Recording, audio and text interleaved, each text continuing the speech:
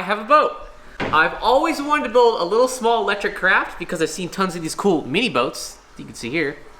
But unfortunately the mini boats are a little bit too small, so I wanted to build something a little bit bigger, so I take my family and my fur child. So we got this, it used to be a John boat, but anyways, let's go back a few weeks. The very first thing we're gonna do is we're gonna rip this thing apart. It is an absolute mess, but hey, we gotta start somewhere, and the best thing to do with this is simply just tear it all apart and see what we got to work with. Now what's really cool is this is a 1957 Crestliner. I always wanted a kind of vintage boat, but man, this thing is definitely vintage, but without all the cool features that go with a vintage boat. But I'm gonna make this into something that I've always kind of wanted. I've always wanted one of those old kind of like 1930s, 40s wooden mahogany runabouts. And obviously I can never really afford that, and I'm not really sure what I would even do with it because it would be so fancy and nice that I'd probably break it. So I'm going to make this thing into what I want, which is a fun little kind of electric runabout thing. So we're gonna go ahead and continue to strip this thing apart, and let's see what's underneath all of this.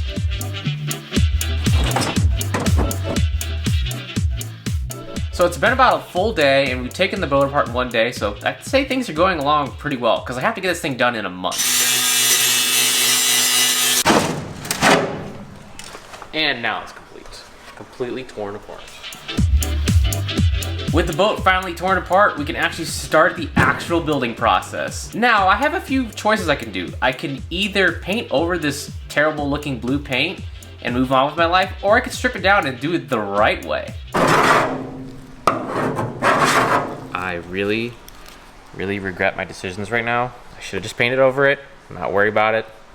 But no, we gotta strip it down to the bare metal, make it look good. With the gross paint off the boat, it's now time to try sandblasting some of the gritty, nitty bits of the boat. We turn it outside and simply just start blasting it. I don't really know how well this really worked. I think an angle grinder might have worked better. But anyways, we're gonna continue to sand this thing up and move on with our lives. With the last bit of sanding done, it is now time to actually begin painting. So what I'm gonna first do is use this Total Boat aluminum etching paint to make the primer stick really good to the boat. And it's very shiny now, and I can finally rest easily knowing that it is stripped down to the bare bones, and we can move on with the 2-part epoxy primer. Wow, look at this stuff. Total Boat epoxy. Preserve your insides now. For this part, we're using this Total Boat epoxy primer. I'm just gonna mix it up and simply lather it up and slap it on and start building up some coats. Also, mega thanks to Total Boat for sending me all this stuff. They really helped me get this boat to the water and make it look great. Now with the epoxy primer mixed up, we can simply go ahead and lather it on and cover up all of the bare aluminum. In hindsight, I actually brushed it on, but I think I probably should have rolled it. Anyways, we're gonna have to continue on because I've already started this. And I'm gonna scrape some of the high parts off. This is a little bit of my own error. I really should have rolled it on, but a little bit of sanding will fix this.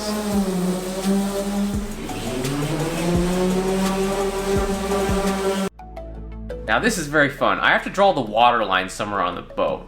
Now I'm kind of guessing to where the boat would float, but I saw this tips from the channel called Tips from a Shipwright, and he was showing you how you mark the water line, and I'm like, huh, with some string? I guess that's one way to do it. I could have put the boat in the water to do it, but hey, we just did it this way. Now it's time to brush on the Total Boat wet edge paint, and man, this stuff looks great, but my undercoat looks terrible with the primer the way it is. So we simply just brushed on a few layers, and then yeah, it actually looks all right, and I'm fairly happy with it. While the paint is drying, I'm actually going to begin the roof of the boat. We gotta have something to put the solar panels on, so I'm gonna bend some of this wood. Taking a look at it. Oh, that's way pliable. Just about 30 more minutes on this piece.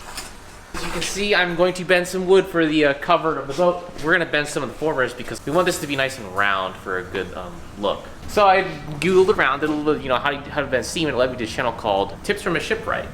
And now we have a steam bender. But one of the things you gotta do is have a small amount of water in this thing. You want it to be able to boil and boil off quickly. So you have to keep just a small amount of water in the base. And I have to constantly keep checking this, and I have no idea how much water is in here. And there's not really a good way to do it. So what you do is you blow bubbles. When the bubbles stop, that's how much water is in here. Just that much. That's really cool. You never know what you learn on the internet. You learn all sorts of things. That's from a channel called Tips from a Shipwright. Other than that, we got this piece of aluminum here in this boiling thing, and we're gonna bend this piece of white oak to make the little formers. I gotta do 3 of them, and then we're gonna make the wooden roof. This is all extremely excessive for this, because this could have been a simple solar boat project. I could literally just take panels to a board and then call it a day, but I want it to look nice. All right, let's get the wood out of here.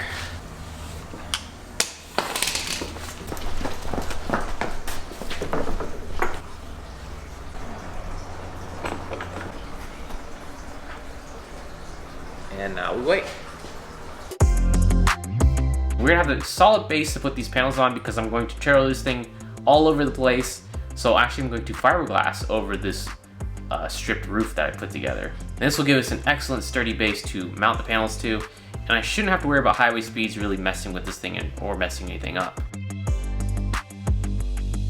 Mixing the epoxy is very easy. I actually really enjoy working with the Total Boat System stuff. I worked with fiberglass before and I really hate it, but this was fairly a joy to work with. I didn't get too itchy because I also didn't have to do much prep work because I'm literally just laying on a sheet of fiberglass and coating this big old roof with it.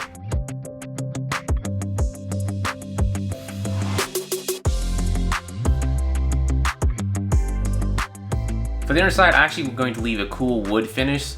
So I'm gonna use some of this Total Boat varnish, this halcyon, and then coat all this wood to give it a nice glossy finish. Another thing about this boat project is I'm also trying to reuse as many of the old pieces from the boat as possible. This side piece of the boat is actually mahogany, thanks to Zyla for telling me that. I didn't actually know much about wood, and she actually ID'd this stuff for me and helped me out figure out what kind of wood I was really working with.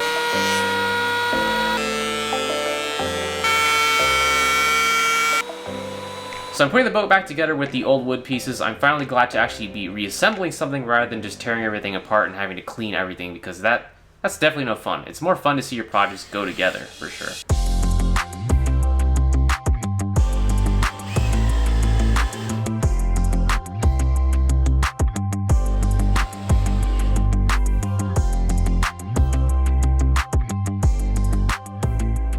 And now it's time to start working on the front deck of the boat.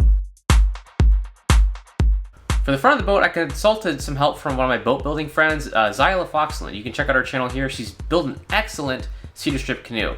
I've gone back and forth with her and we've kind of discussed ways to do this thing, and I settled on the easiest way, which is simply glue some marine grade plywood down and then simply coat it with the mahogany veneer. It's cheating. It's not exactly like you'd plank a normal boat, but hey, I can get this done pretty easily, and honestly, I had no way of really ripping down the mahogany into these little thin strips. So a veneer is probably the easiest, quickest solution that I could muster up and get down to the boat, so we can, you know, do boat things. I'm really trying to get like the aesthetic of the old vintage mahogany boats, as you can probably tell. So with this stuff, it's actually peel and stick veneer, and I'm not really sure how this is going to hold up, so this is definitely an experiment, but this is all the wood store had, and I had to get this thing done. Like I said, I'm on a timeline, so we have to complete this project. Now the fun thing is, they actually ran out of the sticky stuff, so I had to go to the paper backed veneer and put adhesive on that and slap it down. So we got half 3M adhesive, half contact cement, and man, I don't know if this is gonna hold up, but hey, we're gonna continue on. Now I'm going to actually start putting down the Total Boat epoxy wood sealer, because I'm thinking this is going to help glue every last bit of this stuff down to make sure we got a good bond and this thing doesn't delaminate. It could all delaminate in the future, who knows, and I have to maybe come back and redo all of it. But it's looking good and I'm very happy with it so far. With the epoxy sealer on and dried up, I'm actually going to start using the Total Boat epoxy again, but this time with the white pigment, and then fill in all these lines to give me these cool white boat stripes. Now I've seen tons of ways people do these and I don't really know what's the best way to do it, but this is the way I'm going to do it, because every hipster on the internet fills wood with epoxy and does all these fancy little art projects. So we're going to try it out. With the white fill drying, it's time to move on to something else. We're going to start working on the rutting hardware to get this boat into the water. I gotta get some sea trials underway real soon, so we're gonna go ahead and grind these and weld them up.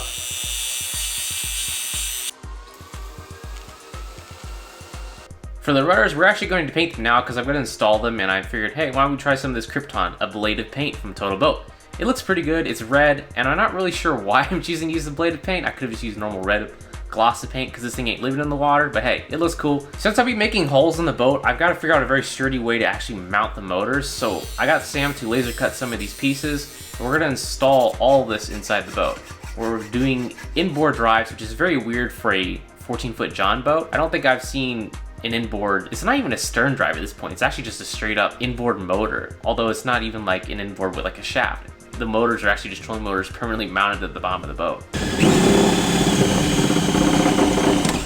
With these fixtures in place, I can go and drill them, caulk them, and I hope these things really don't leak, because I'm now drilling holes into this old, what is it, 70-year-old boat, 1957? It's 2021, wow, the years really do go by. So we're filling these holes with marine grease because I'm going to install the rudders. I really don't want water to come up through here, and most importantly, salt water is going to be in this environment.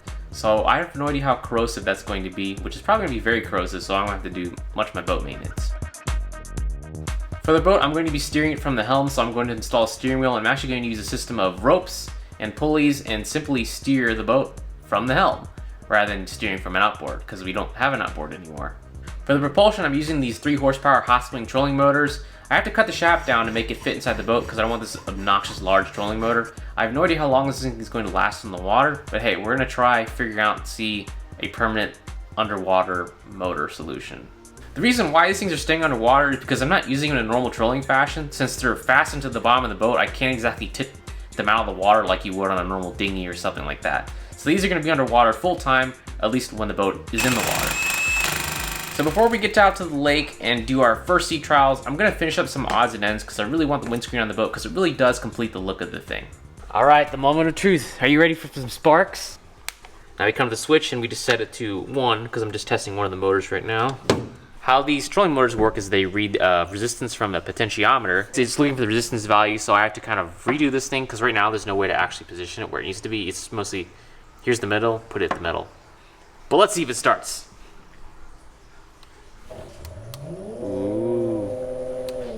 Hang on. All right, well that works. Now it is time for sea trials. Let's pack up some tools and let's head to the lake. All right, well we do need to measure wattage for the lake. So we need that. I think I might need this. The Allen wrench in case something goes wrong. Always a good idea to pack tools to the lake. Wait a second. I think I got something better than this.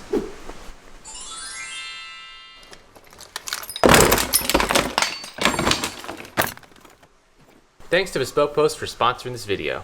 So this bag, not really that magical, but it's pretty amazing because it came from Bespoke Post. Bespoke Post is a monthly membership club that sends you something really cool every month. They have a bunch of cool brands to work with and they curate these boxes to send to you. So the best thing about Bespoke Post is you fill out a custom questionnaire to your taste, and then every month they send you a list of what they could possibly send you, and you can either say yes or no. And if you decide not to get the box, that's totally cool too. You can skip it and move on to the next month where there's something else exciting that you could possibly see. Every box has at least $70 worth of goods in it, but the subscription is only $45. So based on the preferences I selected, they sent me this really cool survival box with the Surviving a Great Outdoors field manual in it, a knife, and some paracord. Now that one's really exciting. I actually really enjoy the goods inside of it. So one of the neat things about Bespoke Post, just the variety of things they can send you. So the next one really caught my attention. It's called Shucked. And I'm like, they're gonna send me live oysters through the mail. So that's exactly what I got. I got some live oysters through the mail. Bespoke wants you to have really cool experiences. So I took my family out on the boat and then we ate the oysters on the boat. We're catching this for today. Yeah, you counted out of the mailbox. Thanks to Bespoke Post. Say thanks to Bespoke Post. Thank you. Bespoke Post. Can you say that? Bespoke? Bespoke Post. What? So what are you waiting for? Head over to bespokepost.com and use the promo code Sripol20 and save up to 20% off on your first box.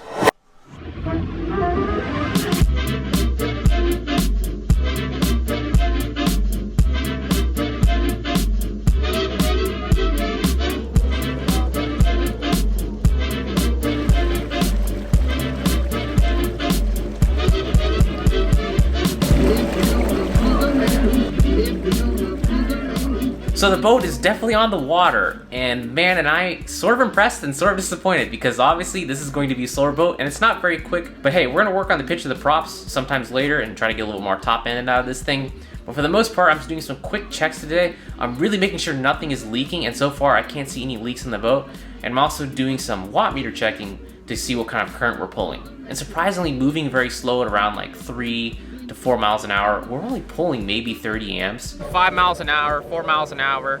But the funny thing is, if I go up to like 4 or 5 miles an hour, I push it 30 to 80 because of the return of investment for power put into this thing. It's really not that great. But moving around the boat, I'm actually fairly happy with most of the things. It feels very stable even with this wood roof. There's so much room in here, it's so comfortable. Although the wood roof is at the very bottom position, this thing is actually adjustable. I can raise it for taller people because I'm fairly short, and so is my mom and dad. They seem to be enjoying it, but anyways, let's get this thing back to the dock and back to the shop. Alright, well we're back from the lake, and the boat has actually a little more work on it because I'm scrambling to get this thing done.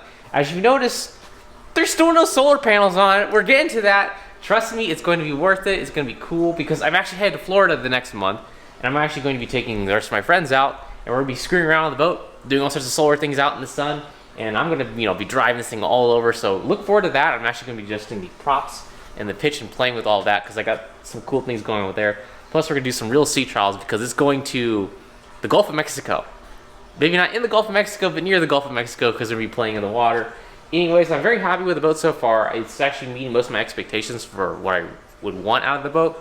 Obviously, I wouldn't mind more speed, but hey, the faster you go, the more power you pull, and the less efficient a solar boat becomes, because right now it's literally just a battery boat that has to run for a very long time all through the water. So look forward to part 2. On top of adding the solar panels, we're gonna add a bunch of lights, some other cool things, all the rest of the wood stain, and make this thing look really pretty, because I really want a nice boat to drive around. Something that, that's kind of like mine. So we're gonna make this thing look really cool and really nice, and I'm going to enjoy it all summer, and you'll see part 2, maybe part 3, maybe part 4, maybe part who cares because I sold the boat because someone really wanted it, although I don't really want to sell the boat because it looks really nice. So yeah, make sure you subscribe for that. I'll see you in 1 month.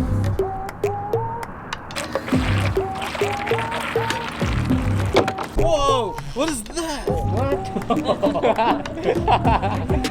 I don't get him. Crocodile. Oh my God. Oh, baby, you see that? Oh, right there. I think Look that's at from him. Florida. Look, look, look.